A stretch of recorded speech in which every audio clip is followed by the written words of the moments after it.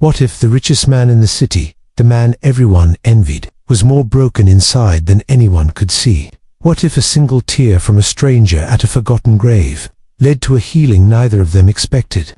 This is not a story about money, it's about grief, connection, and the unexpected power of a small act of compassion that rewrites a lifetime.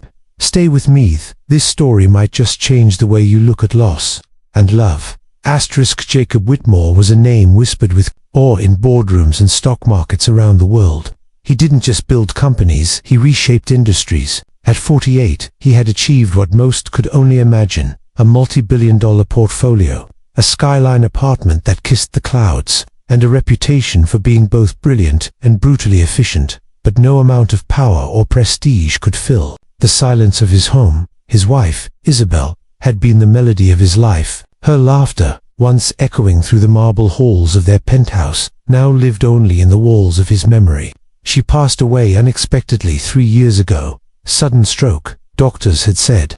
1 minute she was reading in her favorite chair. The next, everything changed. Jacob hadn't missed a single Saturday since her passing. Every weekend, rain or shine, he made the hour-long drive to Willowhaven Memorial Park, a quiet cemetery tucked behind whispering oak trees on the edge of the Hudson Valley. He didn't go with flowers Isabel hated waste. He didn't speak aloud Isabel said the heart heard better in silence. He only stood there, remembered, and hoped that somehow she still knew she was loved. It was early October. The leaves had begun to rust, curling like flames across the paths. The wind carried the scent of rain and earth, a bittersweet perfume that reminded Jacob of their last autumn together. He parked his black Range Rover at the far end of the lot, the way he always did. He didn't like attention, not here, not in this sacred place. As he approached the familiar grave under the tall willow tree, something caught his eye. Someone was already there. It was unusual. Isabel's grave was nestled in a quiet corner where visitors were rare. But today, kneeling just a few feet from her stone, was a young woman. She was hunched forward, her shoulders shaking, as though the weight of the world rested on them. Jacob paused, uncertain. Her hand rested gently on a weathered gravestone. Beside Isabel's, he hadn't noticed it before. Perhaps it was new. Or perhaps he had been too blinded by his own grief to see anything else. She was crying, quietly, but with a sorrow that Jacob recognized in an instant. It was the same grief that lived in his bones. He hesitated only a moment, then stepped forward quietly. "I'm sorry," he said gently. "I didn't mean to interrupt." The woman, startled slightly, wiping her eyes with the sleeve of her jacket. She looked up, and for the first time, Jacob saw her face. Young, mid-20s maybe. Her dark hair was pulled into a messy bun, her cheeks flushed from crying, but her eyes held a sadness far older than her years. "No, it's okay," she said, forcing a weak smile. "I was just saying goodbye." Jacob nodded, unsure of what to say. He glanced at the gravestone next to Isabel's. It read, "Lily Grace, Holloway, beloved daughter and sister, 1999202, for the brightest lights fade too soon." "She was your sister?" Jacob asked, softly. The woman nodded. "My little sister. She was everything to me. It's only been a month." Her voice cracked, and she looked away. "I'm sorry," Jacob said. "I know that's not enough, but I am." She nodded again, then glanced at Isabel's stone. "Was she someone you loved?" He smiled faintly. "My wife. 3 years this week." There was a moment of silence, not uncomfortable, just two broken hearts acknowledging one another. "I'm Jacob," he said finally, extending a hand. "Rachel," she replied. Her grip was firm, though her fingers were cold. "I work at Melody's Diner in Fairview. Maybe you've heard of it." Jacob shook his head. "Can't say I have. I don't get out much." Rachel gave a soft chuckle. "Me neither, except to hear." Something in her tone pulled at him, not pity, but recognition. She wasn't just grieving her sister, she was alone, like he had been, maybe still was. "Well," Jacob said after a pause, "I'll give you a moment. I just come to visit my wife. Same time every week. I'll be over there if you need anything." Rachel nodded. "Thanks, Jacob. That means more than you know." He thought their meeting would be a one-time thing, a shared grief, acknowledged and passed like a candle between strangers. But as he sat by Isabel's grave, watching Rachel gently place a wildflower on her sister's headstone, he couldn't shake the feeling that something had shifted. not just in his routine, but in his heart. When she stood to leave, he found himself calling out without thinking, "Would you like a ride?" She hesitated. "I usually take the bus. I'm heading back through Fairview," he lied. Rachel looked uncertain but nodded. "Sure, thanks." They didn't talk much in the car, and that was okay. The silence wasn't heavy, it was honest. Jacob noticed her uniform then. The faded tag on her jacket said Rachel. Her shoes were scuffed. She kept her hands folded tightly in her lap. "How long have you worked at the diner?" he asked, gently. "Since I was 17. I used to dream of college, travel, music school, maybe, but life changed." She didn't elaborate, and he didn't press when he dropped her off. She smiled for the first time that day. "Thanks for the ride, Jacob." "Anytime," he said, meaning it more than he expected. Jacob couldn't sleep, not because of sorrow, but because for the first time in years, his thoughts weren't only of loss. They were of a girl with tired eyes who still smiled through grief. A girl who left a flower for her sister and thanked a stranger with sincerity. Something inside him stirred, and the next morning, Jacob found himself driving back to Fairview. 2 Melodies Diner. What if the person who helped you heal was the last one you expected? What if a quiet girl in a small-town diner held the key to unlocking a heart buried under years of silence and regret? Jacob Whitmore didn't believe in coincidence. He believed in numbers, systems, contracts, everything that could be measured and predicted. Yet something about Rachel Holloway defied logic. He hadn't meant to return to the diner, but as he sat in his parked car across the street from Melody's, watching morning light filter through its foggy windows, it didn't feel like an accident. He entered quietly, unnoticed at first. The place had the comforting scent of freshly brewed coffee and old leather booths, the kind of place time forgets. There were only a few patrons, an older couple sharing toast, a tired-looking mechanic nursing a mug, and then he saw her. Rachel moved between tables with practiced grace, pad in hand, apron smudged, hair tucked behind her ear. She looked different in the light, less fragile, more real. But her eyes still held that same quiet sadness, a shadow tucked behind each blink. Jacob slipped into a corner booth. Rachel spotted him and blinked in surprise. She hesitated, then walked over slowly, a skeptical smile on her lips. "You again," she said softly, amusement lacing her voice. He shrugged, feigning casual. "Thought I'd try the coffee." Rachel arched an eyebrow. "We're famous for being average. I've had worse." She smiled, just a flicker, but it was real. She poured him a cup without asking and slid it across the table. "Cream and sugar."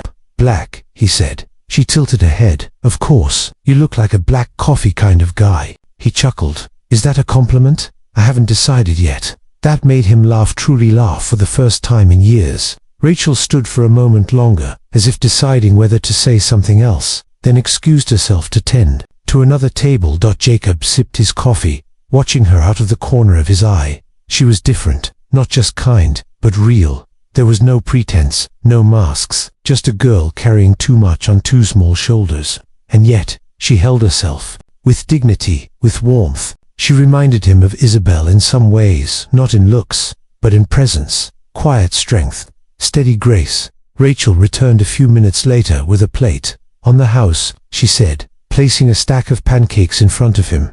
"They're not gourmet, but they're warm." He blinked, surprised. "You didn't have to do that." "I didn't, but you looked like you needed it." He looked down at the food, then back up at her. "Thank you," he said, meaning it. She slid into the booth across from him without asking. "I get a 5-minute break, thought I'd use it." "Do you always sit with strangers?" he asked, half teasing. "Only the ones who visit cemeteries at sunrise," she replied. He stared at her, struck again by the unexpected wisdom in her tone. "I meant what I said yesterday," he said, "about being sorry. I know what it's like to lose someone and feel like the world kept moving without you." Rachel looked down at her hands. "Lily was my everything. After our parents died, it was just the two of us. I raised her. She was only 25, hit by a distracted driver on her way to work. They say it was instant, but I still wonder if she was scared." Jacob didn't speak. There was nothing to say that could take that weight away. After a long silence, Rachel looked up. "What about your wife, Isabel?" His throat tightened at the name. He hadn't spoken it out loud in so long. "She was joy," he said at last, "in every form.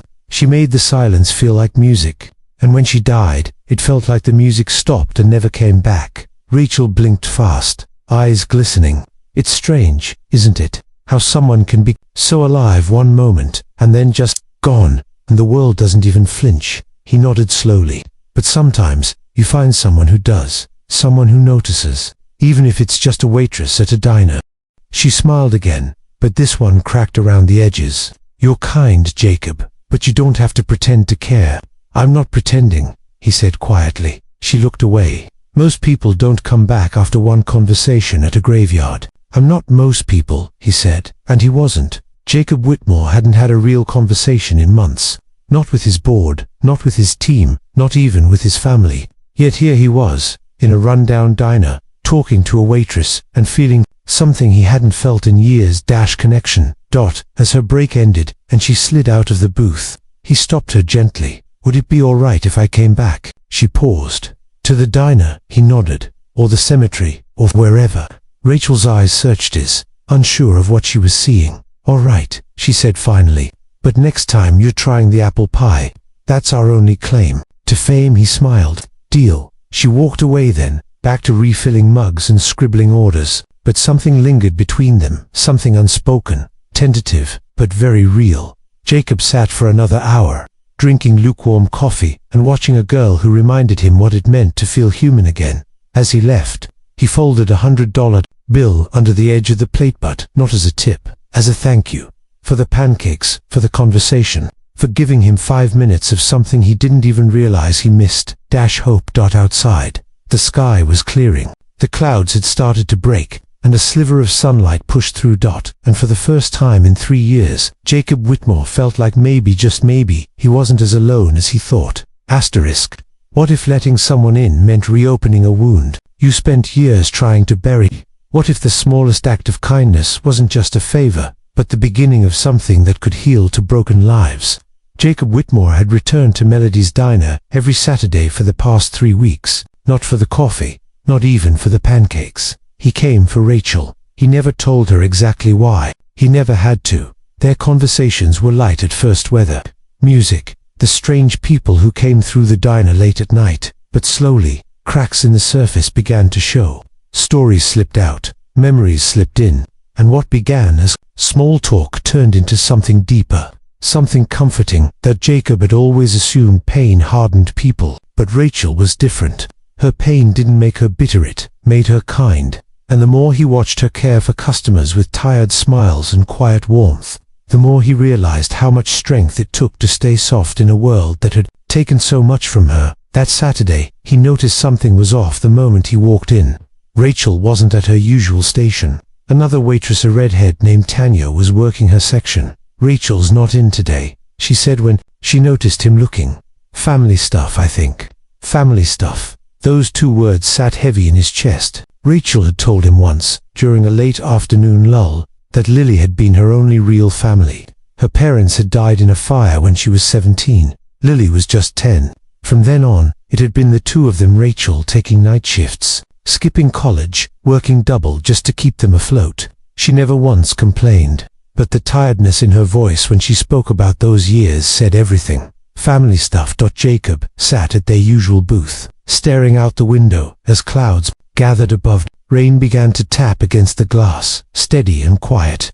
The diner felt colder without her. For the first time in weeks, the silence felt like it used to, empty, hollow. He finished his coffee, but didn't touch his food. When he stood to leave, he hesitated, then pulled out his phone.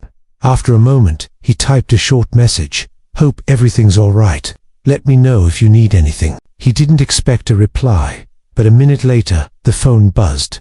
Can you meet me? Willow Haven, same place. He didn't even think, he just left. The cemetery was soaked in mist when he arrived. The willow trees swayed gently, like they were whispering, and there, standing alone under a black umbrella, was Rachel. She turned as he approached, eyes red but not crying. Her face was calm, but her shoulders were tense. Thanks for coming, she said softly. You okay? She nodded, then shook her head. I don't know. They stood in silence for a moment, the sound of rain filling the gaps. I got a letter this morning, she said, reaching into her coat pocket. From the landlord. Jacob glanced at the envelope. The return address was a management company in Manhattan. They're selling the building, she continued. I have 60 days to move. Rent's going up. I can't afford anywhere nearby, not on tips and diner hours. He felt his chest tighten. Is there someone you can stay with? Friends. She laughed, but it was hollow. I have work friends, but not the kind you call when your world falls apart. And Lily's room, I haven't even touched it since the funeral. Jacob didn't know what to say. He wasn't used to feeling helpless. He'd spent a lifetime fixing things with money, with influence, with strategy. But this was different. This was real life, where hearts were fragile and time didn't play fair. He looked at her, then not just at the girl who poured his coffee or sat with him on her break. He saw her, the woman who had carried her sister through childhood, the woman who stayed soft in the face of tragedy, the woman who, despite everything, still stood in the rain with her head held high. You don't have to go through this alone, he said quietly. She smiled, but there was sorrow behind it. Jacob, I'm not your problem. No, he said, but maybe you're my reason. She blinked, caught off guard. Her umbrella dipped slightly. I don't say things I don't mean, he added, and I don't do charity. You matter to me, Rachel. More than I expected, more than I understand, honestly. She looked away, tears threatening again. I don't want to owe anyone. You won't, he said. Just let me be here. For once in my life, I want to help someone because it feels right, not because it looks good on paper. They stood there for a long time, and then, quietly, she nodded. Okay, she whispered. He reached out, offering the umbrella. She stepped closer, sharing the shelter. The rain still fell, but somehow, the storm didn't feel quite so heavy. Jacob didn't know what would come next, but as they walked away from the graves, side by side, he knew one thing for certain. He hadn't just found someone to help, he'd found someone to heal with. And maybe, just maybe, that was what they both needed. Asterisk. What if, starting over, wasn't about changing everything, but simply letting someone in? What if the hardest part of healing was accepting that you actually deserved it? Rachel hadn't packed a single box yet. It had been almost a week since the notice arrived, and her small apartment, 2 rooms, 1 worn-out couch, and Lily's untouched bedroom looked exactly the same, except nothing felt the same. The silence had grown louder. She'd sit at the edge of her bed some nights, staring at the door to her sister's room, her fingers curled around a chipped teacup Lily used to love. She hadn't moved it from the sink, as if leaving it there meant she might come back for it. But something had shifted since that day in the cemetery, since Jacob stood with her under the rain and offered more than comfort. He offered presence, real presence, not grand promises, not pity, just someone willing to be there and not ask her to pretend she was okay. And now, she wasn't sure what to do with that. It was a Thursday afternoon when she saw him again, unexpected, like always. She was coming off a double shift, apron wrinkled, hair pulled back with a kind of sloppiness that said, I didn't have time to care today. She nearly walked right past him in the parking lot. He leaned against his car, slick, polished, so out of place beside the rusted trucks and dented sedans. But Jacob didn't look like a billionaire today. No suit, just jeans, a grey sweater, and that calm, unreadable expression that made her chest flutter for reasons she didn't like to name. You waiting for someone? She asked. He smiled. Depends. You off work just now? Why, thought you might want to see something. Her instincts kicked in.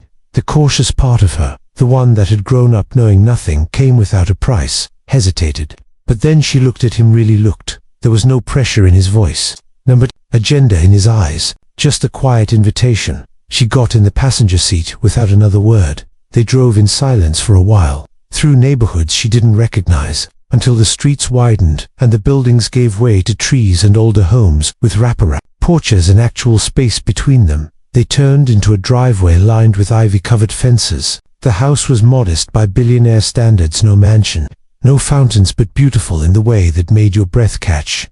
Soft blue shutters, a stone path that curved through a wild garden. It looked like a place where memories could grow. Again, he parked and glanced over. I bought this place a long time ago, he said. For Isabel. She loved houses with history. We never moved in, just kept it. I don't know why. Rachel looked at the house, then back at him. Why bring me here? Because it's time someone lived in it. Her heart skipped. Jacob, it's not charity, he said quickly. It's not a handout. Think of it as me finally doing something with a place that deserves to be lived in. I can't change the past, Rachel, but I can help you find a softer place to land. She opened her mouth to protest, but the words wouldn't come. There was too much in her. Pride, fear, gratitude, grief. It tangled all together and sat heavy in her chest. I can't pay rent on a place like this, she said finally. I don't want your money, he said, but I could use a reason to come back here more often. She looked at him again. This time, really looked. You're serious. I've never been more serious. A bird landed on the porch railing, somewhere in the garden. Wind chimes sang a note that made her eyes sting. I don't know if I can live here alone, she whispered. He paused, then said, then don't. She turned to him, startled. He laughed, nervous for the first time. Not with me, not unless you want to someday. I just mean, maybe it doesn't have to be alone. Maybe this house becomes a home again. For you, for someone else, for whatever comes next. The world tilted, just slightly. Rachel didn't say yes, but she didn't say no either. Instead, she stepped out of the car, walked up the stone path, and touched the doorknob like it might burn her. It didn't. It was cool, old, and steady, like everything she hadn't allowed herself to feel. Inside, the house smelled of cedar and faint memories. Light filtered through gauzy curtains. There was dust, yes, and creaky floors, but there was also warmth. Possibility. She walked room to room, Jacob silent behind her, until she stopped in a space with wide windows and bare walls. Her hand brushed the sill. This could be Lily's, she whispered before she could stop herself, then caught her breath. If she were. I know, he said gently. She turned. I don't know how to accept this. It feels like too much. He nodded. Then don't accept it for what it is. Accept it for what it can become. She exhaled, long and slow. For the first time in what felt like years, her shoulders dropped, her jaw unclenched, and she smiled. It wasn't wide. It wasn't perfect, but it was real. When they left, the sun had broken through the clouds. A beam of golden light cut through the trees and spilled across the gravel drive like a quiet blessing. Back in the car, Jacob didn't say a word. He didn't have to. Rachel stared out the window, and for the first time in forever, she didn't feel like she was driving away from something. She felt like she was driving toward it. What if the life you built to protect yourself was the very thing holding you back? What if opening your heart meant risking everything you thought you needed to survive? Jacob had built his world like a fortress, precise, impenetrable, calculated. In his early years, power had been his shield, control his weapon. But somewhere between loss and love, between grief and grace, the walls he'd spent decades erecting had begun to crumble. And Rachel, she was the reason they didn't feel like a failure anymore. But nothing real comes without cost. The first headline hit the morning after he moved Rachel into the blue-shuttered house. Billionaire's quiet move raises eyebrows. Who's the mystery woman? At first, he didn't react. Jacob had long been a favorite target for tabloids. Whispers about his investments, his private life, even the state of his grief had once made front-page gossip. But this was different. This wasn't idle speculation, it was invasive. There were pictures of Rachel, blurry shots of her opening the door, one of her wiping her eyes. While unpacking a box, he stared at the screen in disbelief. She had trusted him with her most fragile self. And now, without her knowing, the world had been handed a version of her wrapped in lies. He turned off the tablet, jaw tight. An hour later, his assistant called. Jacob, the board is asking questions. Investors don't like attention. They're wondering what's going on out there. Something about charity cases and rumors of emotional instability. He hung up without responding. He wasn't angry at Rachel. He was angry at the machine. At the way it reduced people to narratives, at the way it took kindness and made it scandal, at the way people with soft hearts were always the ones who bled first. He got in the car. By the time he reached the cottage, Rachel was on the porch, holding the morning paper with trembling hands. I didn't know, she said before he could speak. I didn't think anyone would care. I'm just a don't say it, he cut in gently. Don't say you're just anything. You are someone, you matter. And I'm the one who should have protected you better. Tears welled, but she blinked them back. I didn't ask for protection, she said. I know, he replied. But I still owe it to you. They went inside. She placed the paper on the kitchen counter like it might explode. Is this going? to ruin everything for you. He looked at her, at the woman who had walked through fire and still offered light. No, it's going to reveal everything about me I was too afraid to show before. She gave him a look, half curious, half scared. What does that mean? He didn't answer right away. Instead, he pulled out his phone and opened his personal social media account, one he hadn't used in years. Verified, millions of followers. Eyes that had watched him build empires, bury a wife, and vanish from public view. And then, he began to type. Asterisk, 3 years ago, I lost my wife and disappeared from the world. I thought silence was strength, that grief was something to hide. I was wrong. A few months ago, I met someone. Not in a boardroom, not on a yacht, at a cemetery. She reminded me what courage looks like. Not the kind that wins awards or makes headlines. The kind that gets out of bed every day when you'd rather disappear. I won't let her become a tabloid story. She's not a mystery woman. She's Rachel. She's kind. She's been through more than most, and she didn't break. If the cost of being honest is losing your approval, I'll pay it. I don't need to be a billionaire hero. I just want to be real again. Asterisk, he hit post. Rachel stared at him. You didn't have to do that. I did, he said. Because if we're going to do this, whatever this is, I won't let the world write our story for us. They stood there for a moment, two people in a modest kitchen with chipped countertops and mismatched mugs, and yet, somehow, it felt like the center of the universe. But reality still loomed. Later that week, Jacob received notice. 2 of his largest investors were pulling out. His CFO called twice. Then again, the message was clear. Align with the image, or risk the empire. He went quiet for a day. Not with Rachel. He was still there every morning, drinking coffee with her on the porch, walking through the garden with her, helping hang shelves and replace old light bulbs. But something inside him stirred. A reckoning. The question wasn't, can I keep everything I've built? It was, do I want to? That Friday, he showed up to his own board meeting unannounced. Pressed shirt, no tie, .com voice, steel eyes. I'd built Montgomery Holdings to reflect values I believed in: resilience, vision, integrity. If those values no longer align with the company's direction, then I'll take my name off the building. Gasps, stares. Someone whispered, is this because of her? He looked that man square in the eye. No, this is because of me. A moment passed, then another, and then someone clapped. One by one, others joined in. Not everyone, but enough. Jacob walked out of that meeting, not knowing if he'd just saved his company or burned the last bridge. But for once, he didn't feel like he was performing. He felt free. That night, he sat with Rachel on the back steps of the cottage, watching the stars blink awake. You could lose everything, she said. He looked at her. I already did once, he said softly. This time, I'm not afraid. She leaned into him, and just like that, something unspoken settled between them. Not a promise, not yet, but a beginning. A foundation, built not on fortune, but on truth. Asterisk, what if the life you thought you'd buried forever suddenly bloomed? Again, different, imperfect, but more real than anything you had before.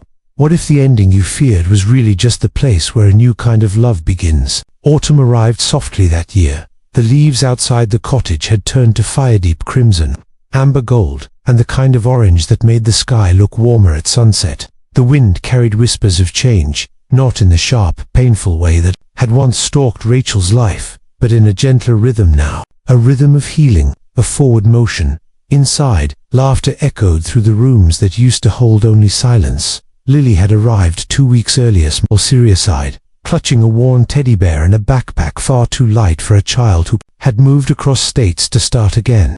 Social services had finally agreed to transfer guardianship, recognizing what was painfully obvious. Rachel was the only family Lily had left, and Jacob, he didn't hesitate once. He offered the guest room, then, without being asked, showed up with paint, brushes, and a box of books he'd hand-picked from a used bookstore in town.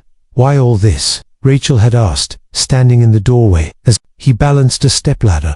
Because a little girl deserves more than bare walls, he said. And so do you. The bedroom became a kingdom, fairy lights along the windows, a reading nook made of cushions and blankets, a tiny desk with a cup of colored pencils, and on the wall, Jacob had painted a mural by hand, a tree with golden leaves, reaching toward the stars. Lily didn't say much those first few days, but she watched Jacob carefully. When she finally spoke to him, it was a whisper. "Did you know my mom used to sing to me when it rained?" Jacob had nodded. Emily used to sing too. That's all it took. From then on, Lily followed him around the house like a shadow, asking about the stars, about how airplanes fly, about why the moon looks bigger in the fall. And Jacob answered every question like it was the most important thing he'd ever been asked. For Rachel, watching them was like watching two parts of her heart begin to dance together, uncertain, delicate, but slowly becoming one rhythm. Still, doubt lingered in the corners of her mind. How long could this last? How long before the world came knocking again, asking her to pay for happiness she never felt worthy of? One evening, after Lily had gone to bed, Rachel and Jacob sat on the porch swing, a blanket over their knees, mugs of tea in their hands.